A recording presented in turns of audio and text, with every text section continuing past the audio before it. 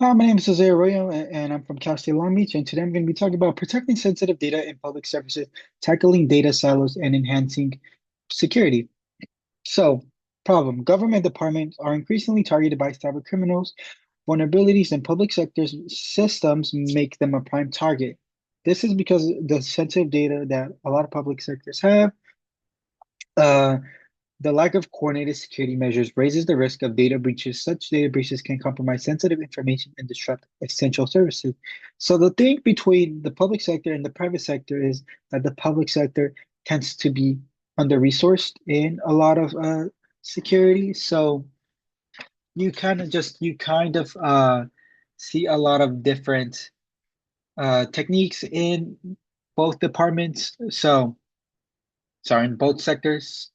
And the thing with public sector is that the things that the public sector has is very valuable to cyber criminals. So they could have our social security number, our income, our demographic, our addresses, and with it being under resourced isn't really a good sign.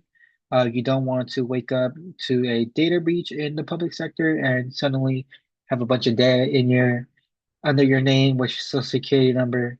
So it's not really a good thing. An analysis is one major thing that is the problem in the public sector is data silos. So data silos pose a significant threat because they isolate critical information across various departments.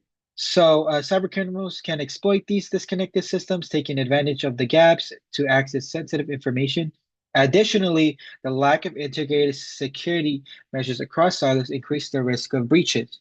So the way a lot of departments work in the public sector is that they're very closed off from one another. So you have the police department closed off from the city planning department, the financial department in the city, and they're all closed off. So they have their own databases, and when they do need to work together, they do have to send specific data files to one another. And that could kind of get lost. Kind of, you can't keep track of that as much as you could in private sector, just because they're all kind of closed off. They all have their own data silos. So, yeah, and this little image it depicts they're not really connected. You could share them, they could access them. It just takes a different method, and that method could pose threats in the long run. So in Baltimore, for example, a ransomware attack occurred in 2019 due to vulnerability by data silos, which hindered effective communication and coordination between city departments. So more than 40 city departments were affected, 18 millions in damages. That signifies a red flag in data silos. They had sensitive data under ransom for more than 40 city departments. So all it takes is one. It could be city planning. City planning could request data from the financial department, from from the recreational department, from schools, stuff like that is all connected into one data silo. So, why was, for example, a recreational uh data from the recreational department in the city planning department, stuff like that. It's hard to keep tabs on stuff like that. So one solution would be centralized data management. So this would be data under one data lakehouse, data warehouse. So whatever you want to, wherever you want, whatever model you want to have. So uh, this makes it easier to keep tabs on everything. Then this makes it easier to request specific documents. Uh, but there has to be security practice in order for it to be effective and to stop data breaches. So encryption. That's so huge in public sector when you're working with sensitive information like our social security, our tax, our income, stuff like that. So encrypt everything you need to be that needs to be secured. Multi-factor authentication, that is steps beyond just having a password to access your accounts, text message to your phone, questions, stuff like that. role-based access control, uh, based on specifically based on your role. So if you're an entry-level position, you don't really need access to sensitive documents. And audit everything every 6 months, every year. Keep tabs on everything. Network segmentation, that's important as well. Just keep everything on a separate network and backups in case of a disaster.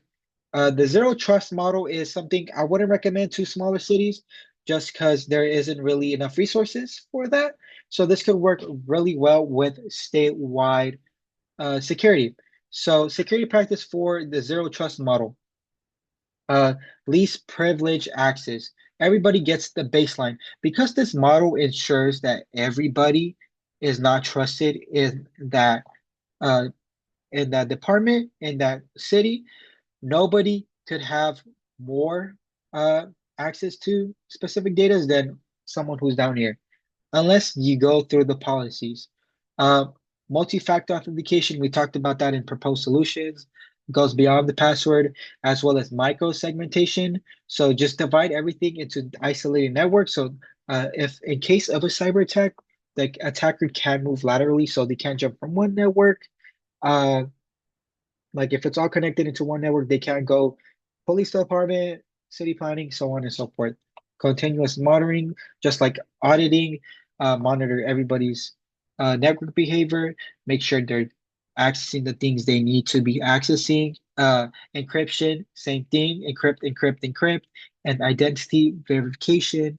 Uh, Make sure whoever's accessing that specific document is certified and is in that specific position where it's required. You don't want somebody who works at the front desk to access sensitive data.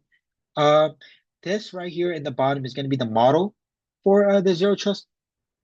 So you have the subject who's entering the system, and they're gonna have to go based on the policies enforced by the city.